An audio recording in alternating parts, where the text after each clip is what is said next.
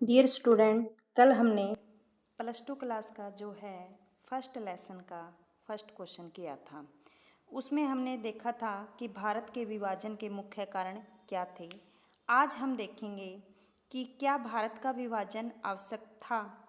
व्याख्या कीजिए।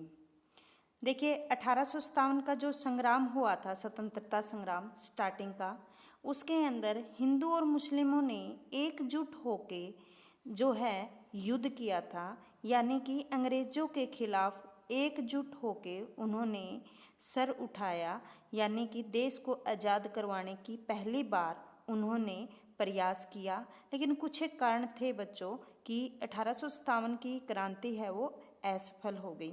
लेकिन इसमें मकसद क्या है हमारा क्वेश्चन में समझने का कि क्या भारत का जो विभाजन हुआ था 1947 में जो विभाजन हुआ था उसमें क्या कारण रहे थे कि वो बिल्कुल निश्चय हो गया, भाई होना ज़रूरी है, उसको हम टाल नहीं सके।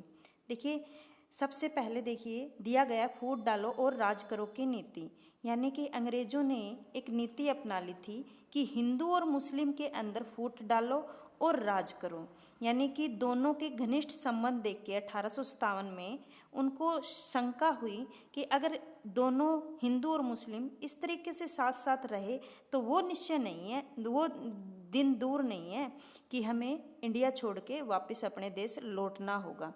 इसीलिए उन्होंने क्या किया, फूट डालो और राज करो की नीति अपनाई।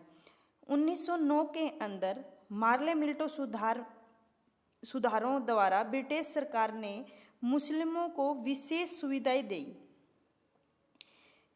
उन्होंने क्या किया, जो हिंदू को, ये देखिए जो मुस्लिम लोग थे उनको उन्होंने विशेष रूप से सुविधाएं दी, और इस सुविधा के कारण क्या हुआ, दोनों के जो सांप्रदायिक प्रेम था, यानी धर्म के नाम पे दोनों का जो इकट्ठा रहना था वो अलग हो गया।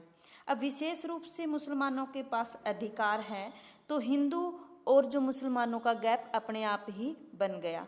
फूट डालो और राज करो की नीति अपना के भारत के अंदर ऐसा वातावरण पैदा कर दिया जिससे भारत का विभाजन होना बिल्कुल उचित था, क्योंकि एक दूसरे को मारने जो है लग गए थे। हिंदू मुस्लिम को मार रहा था, मुस्लिम हिंदू को मार रहा था। उसके बाद देखिए मुस्लिम लीग की हट 1906 में बच्चों मुस्लिम लीग बनी थी और उसने हट कर ली थी कि हमें अलग से जो है, हमें अलग से देश चाहिए, अलग से हमारा हिस्सा चाहिए, और इसी कारण उसकी हट देख के ये निश्चय कर लिया गया कि अब भारत का जो विभाजन है वो नहीं टल सकता, यानी कि अब अलग से इनको राज्य यानी कि देश हमें अलग से बनाना पड़ेगा, तभी पाकिस्तान का जो है निर्माण हुआ। उन्होंने अलग से मुस्लिम के लिए अलग से राज्य की जो है रिक्वेस्ट रख ली या अपनी जिद रख ली कि हमें अलग से जो है देश चाहिए। उसके बाद देखिए सांप्रदायिकता जो हालात थे, सांप्रदायिकता का हालात क्या होता है कि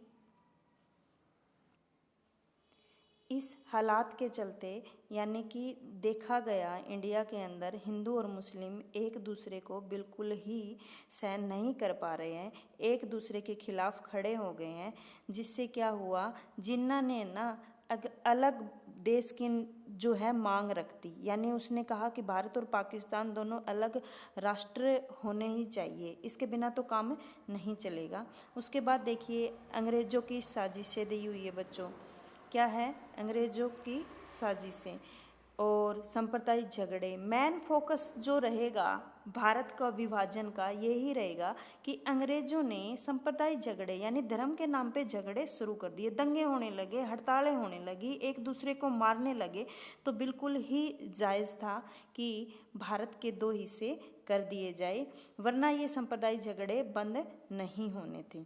तो ये कुछ एक कारण थे बच्चों जो भारत को दो विभाजनों में बांटने के लिए मुख्य रहे हैं। इनको हम अच्छे से साफ साफ कॉपी में राइट करेंगे और इनको अच्छे से तुम याद करोगे। उसके बाद देखिए अगला क्वेश्चन आता है कि भारत विभाजन के अच्छे और बुरे परिणाम क्या रहे। सबसे पहले हम बुरे परिणाम देख लेते हैं।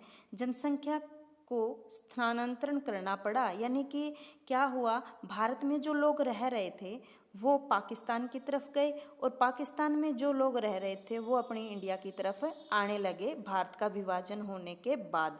तो ये बहुत बड़ा बुरा प्रभाव पड़ा, लोग अपने घर बार को छोड़ के एक जगह से दूसरी जगह शिफ्ट होने लगे। उसके बाद देखिए, जो बहुत सारी स्त्रियां थी वो विधवा हो चुकी थी उसी टाइम। यानी कि सांप्रदायिक झगड़े होने लगे। भारत जब आज़ाद हुआ, विभाजन हुआ, उस टाइम बहुत सारे जो लोग हैं वो मारे गए। अपना जो परिवार है वो छोड़कर स्त्रियों को भी है एक जगह से दूसरे जगह पे जाना पड़ा। उसके बाद देखिए, बहुत से बच्चे जो है अनाथ हो गए।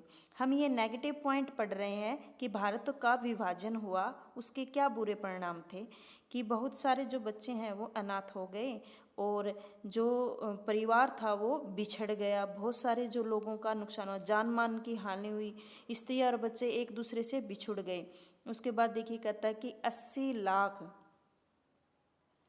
उसके बाद 80 लाख जो लोग थे वो अपना घर बार छोड़ के दूसरी सीमा पार जाने लगे। यानी कि वहाँ से निकल के दूसरी जगह पे शिफ्ट होने लगे। ये भी एक बहुत बड़ा जो है उस टाइम का बुरा प्रभाव था। समस्या इनके चलते समस्या सामने आ गई।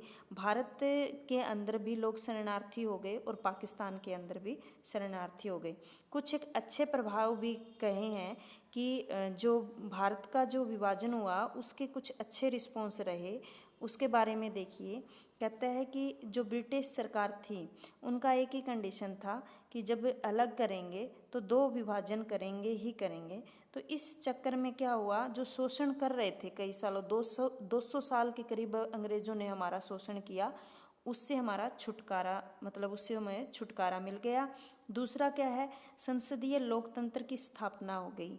जब भारत विभाजन हुआ तो अच्छे तरीके से चुनाव होने लगे, अच्छे तरीके से जो संसद बन गई, लोकतंत्र की स्थापना हो गई।